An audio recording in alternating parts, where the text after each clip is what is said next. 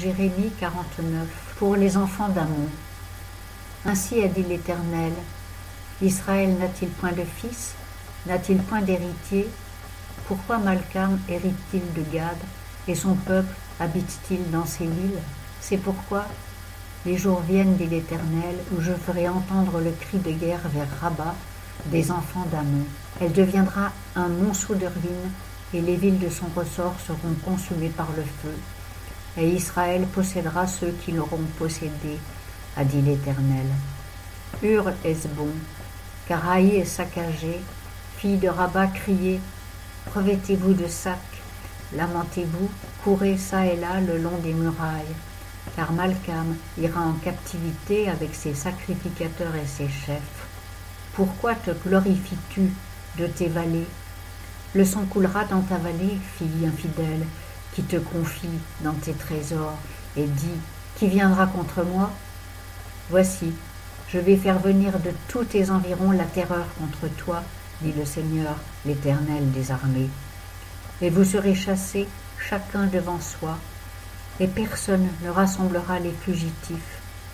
Mais après cela, je ramènerai les captifs des enfants d'Amon, dit l'Éternel, pour Édom.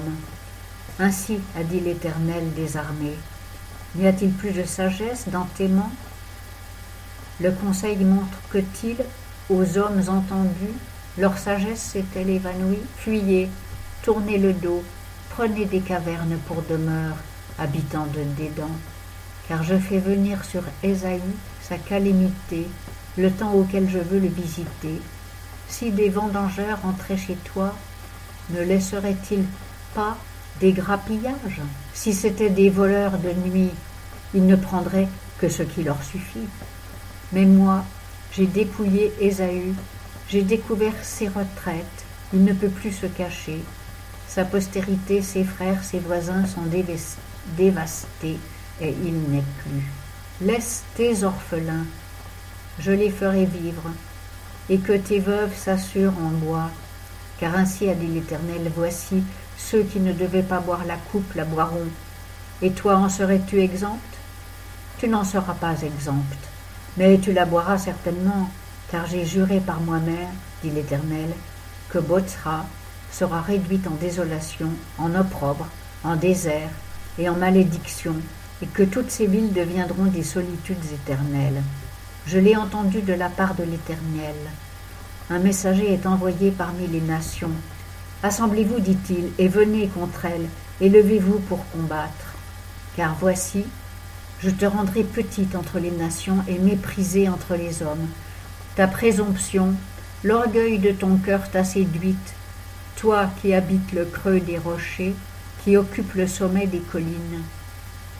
Quand tu élèverais ton nid comme l'aigle, je te précipiterai de là, dit l'Éternel, et l'Idumée sera réduite en désolation, tellement que quiconque passera près d'elle en sera étonné et sifflera à cause de toutes ses plaies. Comme dans la destruction de Sodome et de Gomorrhe et des villes voisines, a dit l'Éternel. Il n'y habitera personne et aucun fils d'homme n'y séjournera. Voici, tel qu'un lion, il monte des bords orgueilleux du Jourdain vers la demeure forte. Car en un moment, je le ferai courir sur elle, et je donnerai mission contre elle à celui que j'ai choisi. Car qui est semblable à moi? Qui m'assignera? Et quel est le berger qui me résistera? C'est pourquoi écoutez la résolution que l'Éternel a prise contre Édom, et les desseins qu'il a formés contre les habitants de Théman. Certainement on les traitera comme les plus petits du troupeau. Certainement on détruira sur eux leur demeure. Au bruit de leur chute, la terre tremble, et la voix de leurs cris se fait entendre jusqu'à la mer Rouge.